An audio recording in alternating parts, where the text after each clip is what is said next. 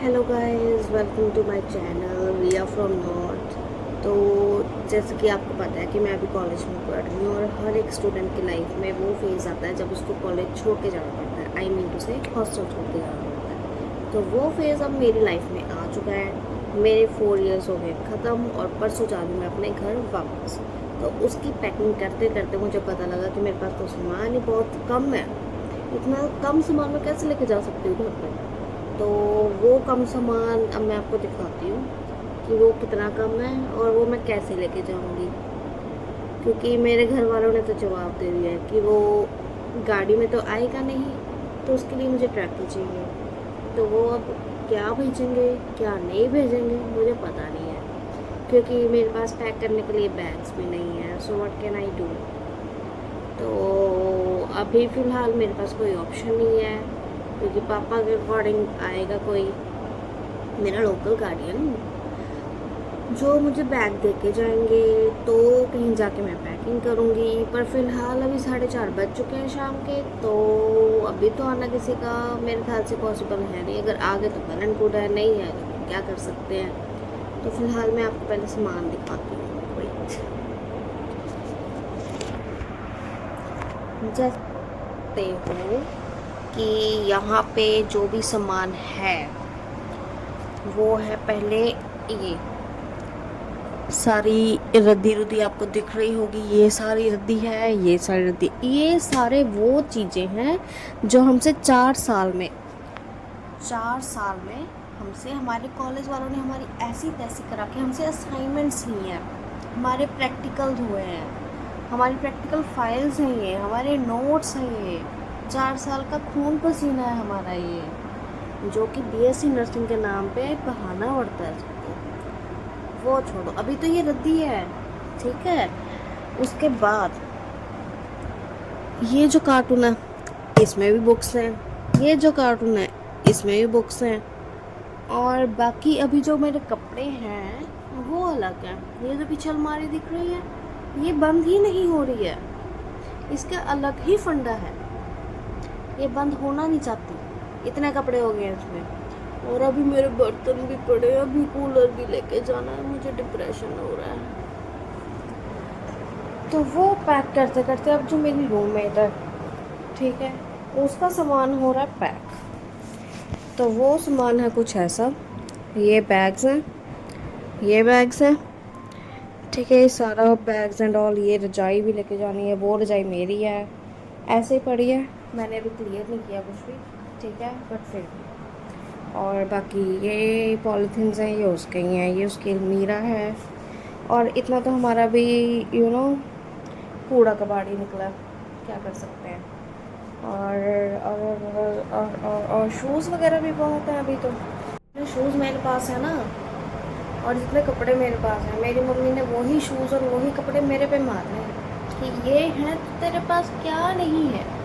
और ये तो डायलॉग हर लड़की रिलेट कर सकती है मेरे साथ।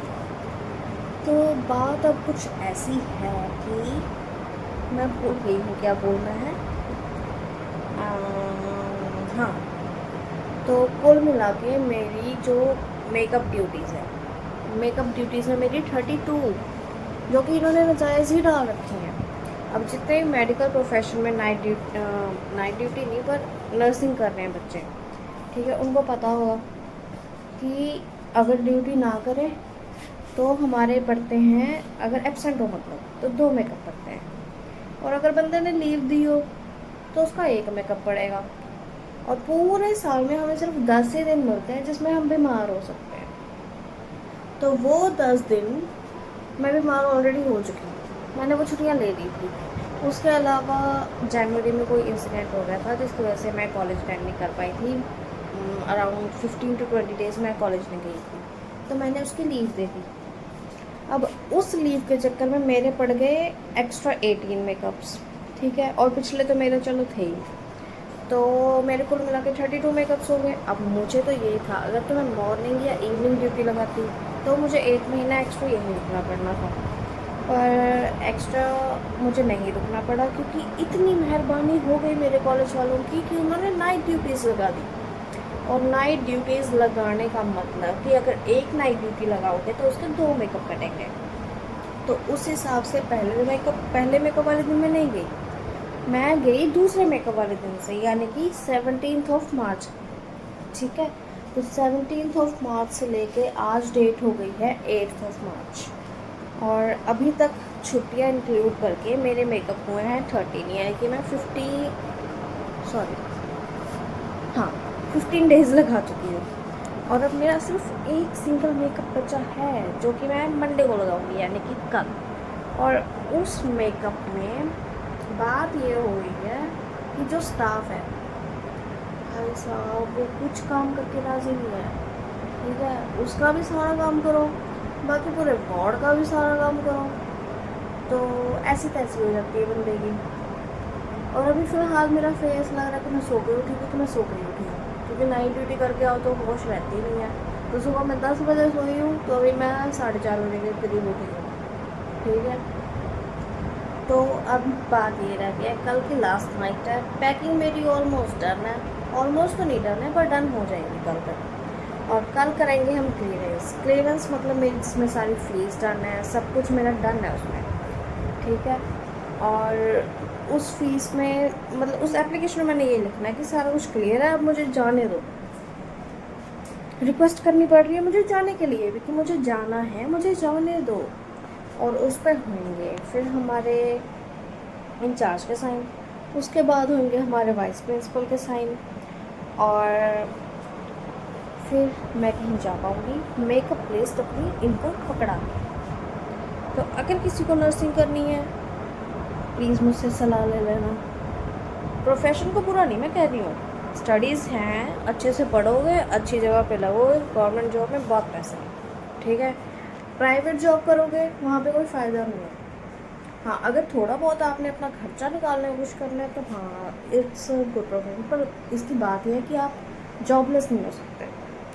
गुड प्रोफेशन भी एक ये पॉजिटिव पॉइंट है कि आप जॉबलेस नहीं रह सकते, थोड़ा बहुत ही सही आप कमाओगे ज़रूर। तो अब कुल मिला के सारा कुछ ख़त्म करके 4 साल कंप्लीट करके मैं जा रही हूँ वापस अपने घर।